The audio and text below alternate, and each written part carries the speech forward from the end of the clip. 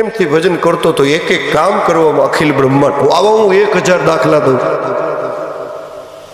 ધનો ભગત આયા ઓલું ધોળા, હવે ત્યાં રેતી વાવી આવ્યો બિચારો, પણ પ્રેમથી વાવી આવ્યો કે મારો નાથ ને ભરોસે વાવી દઉં, પણ મારો હું આમ એની એનો પ્રયત્ન તો કરું, પ્રેમથી કરું. ખેડ કરી, ખેતી કરી, જમીનને હરખી કરીને એમાં રેતી વાવી આવ્યો અને ઘઉં એવા થયા કે આખા ગામમાં કોઈ ન થાય ને એવા ઘઉં થયા. વેળુમાંથી બોલો, વેકરામાંથી ઘઉં થયા.